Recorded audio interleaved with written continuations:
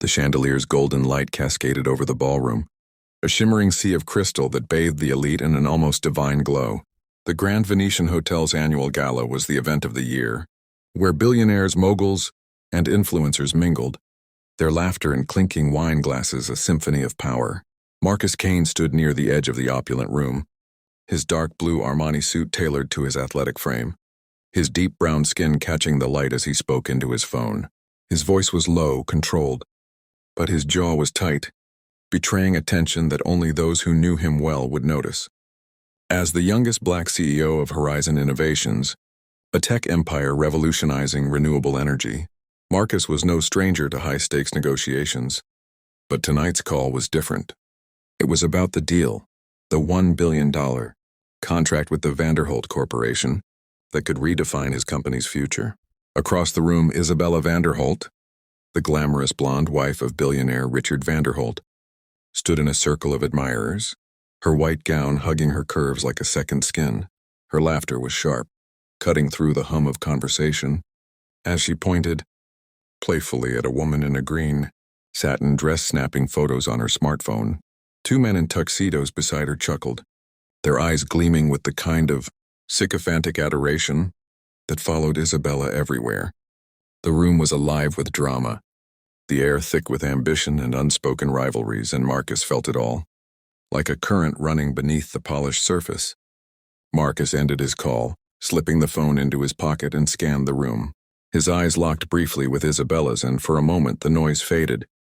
She tilted her head, her lips curling into a smile that was equal parts charm and challenge. Marcus knew that look. It was the same one she'd given him at last year's gala when she'd whispered, "You're playing in a world that doesn't want you to win." He hadn't forgotten her words, nor the way her husband, Richard, had dismissed Horizon's pitch months later, citing strategic differences. But tonight was different. Horizon's latest innovation, a compact fusion reactor that could power entire cities, was too revolutionary to ignore, and Richard had personally invited Marcus to discuss the deal. The stakes were astronomical, and Marcus had spent months preparing, knowing the Vanderholts held the key to scaling his vision globally. He adjusted his cufflinks, steeling himself, and made his way toward the bar, where Richard was reportedly holding court. Isabella, meanwhile, was in her element, the queen of the gala.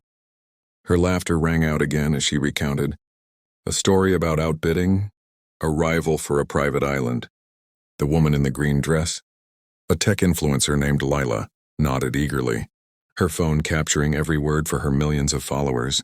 The two men, hedge fund managers with fortunes tied to the Vanderholts, hung on Isabella's every syllable, their laughter a little too loud, their smiles a little too forced.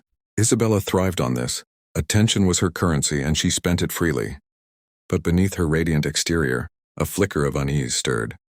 She'd heard the whispers about Marcus Kane, the upstart CEO whose company was threatening to disrupt the energy sector her husband's empire dominated. Richard had been obsessed with Horizon's fusion reactor, spending late nights poring over reports, muttering about game changers. Isabella didn't like game changers. They upset the delicate balance of her world, where she and Richard reigned supreme. As she sipped her champagne, her eyes darted to Marcus, now at the bar, his presence commanding even in silence. She felt a prickle of irritation. Who was he to challenge their legacy? Marcus leaned against the bar, ordering a sparkling water. He didn't drink at events like this. Clarity was his weapon. Richard Vanderholt approached, a broad-shouldered man in his 50s, with silver hair and a smile that didn't reach his eyes. "Marcus," he said, extending a hand. "Glad you could make it." His grip was firm, but Marcus sensed the calculation behind it. They exchanged pleasantries, the conversation quickly turning to the deal. Richard was impressed. That much was clear.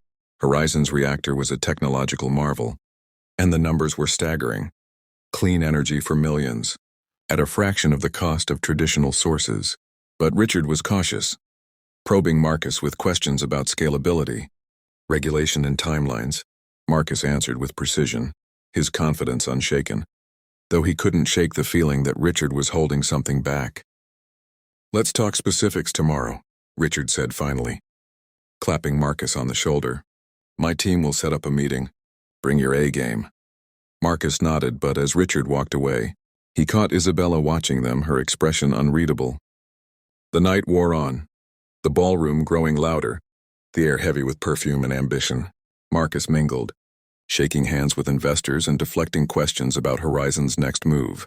He was used to being underestimated, the lone black man in rooms like this, but he'd learned to turn skepticism into opportunity. His journey from a small apartment in Detroit to the C-suite hadn't been easy. Years of late nights, rejections, and outright hostility had forged him into a man who didn't flinch. Still, tonight felt different.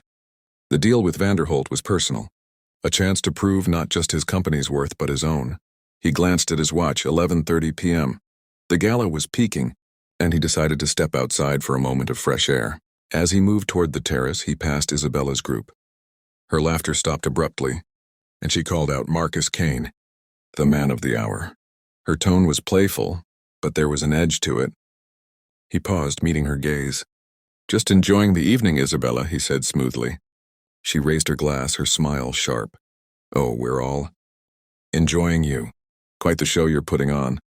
The group around her tittered, and Marcus felt the jab but kept his composure. "Good to know I'm entertaining," he replied, then continued toward the terrace, his heart pounding. Outside, the city skyline glittered, a reminder of what was at stake. Marcus leaned against the railing, replaying Isabella's words. She was trouble, he'd known it from their first encounter. Her influence over Richard was undeniable, and her dislike for him was palpable. But why? He was no threat to her personally, or so he thought. As he mulled this over, his phone buzzed. A text from his CFO, Sarah. "Vanderholt's team just sent over preliminary terms. They're serious. Don't screw this up."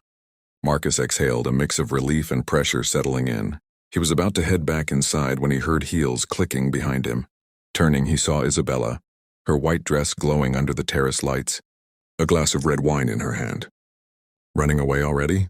she asked, her voice teasing but cold. Marcus straightened, sensing a confrontation. "Just taking a breather," he said. "Big night." She stepped closer, her eyes narrowing. "Big night, big dreams. You think you can just waltz into our world and take what's ours?" Her words were soft, but they cut like glass. Marcus held her gaze, unflinching. "I'm not taking anything, Isabella. I'm building something." She laughed, a sharp, brittle sound. "Building? You're a novelty, Marcus. A story people tell to feel good about themselves. But you don't belong here." The words stung, but Marcus had heard worse. He stepped forward, closing the distance between them. "You don't get to decide where I belong," he said, his voice low and steady. Isabella's smile faltered, but she recovered quickly, raising her wineglass as if to toast. "To ambition," she said. Then, in a swift, deliberate motion, tilted the glass, splashing red wine across his suit. The liquid stained his crisp white shirt, a vivid scarlet against the fabric. Marcus froze, his composure tested, as Isabella stepped back, her eyes gleaming with triumph.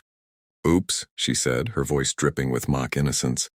"Guess you'll need to clean up before the big meeting." The group behind her, who had followed her outside, gasped and giggled, Lila's phone already recording. Marcus felt the heat of humiliation, but he refused to break. "Enjoy your moment, Isabella," he said quietly, wiping a drop of wine from his sleeve. "It's all you've got." He turned and walked back inside, his heart racing, knowing the real battle was just beginning. Inside, the gala continued, oblivious to the drama on the terrace. Marcus moved through the crowd, ignoring the stares at his stained suit. He found a bathroom, splashing water on his face, trying to calm the storm inside him. Isabella's act wasn't just personal, it was a message. She wanted him rattled out of the game. But Marcus Kane didn't fold. He dried his hands, straightened his tie, and returned to the ballroom, his resolve hardened. Richard approached him again, frowning at the stain. "What happened?" he asked.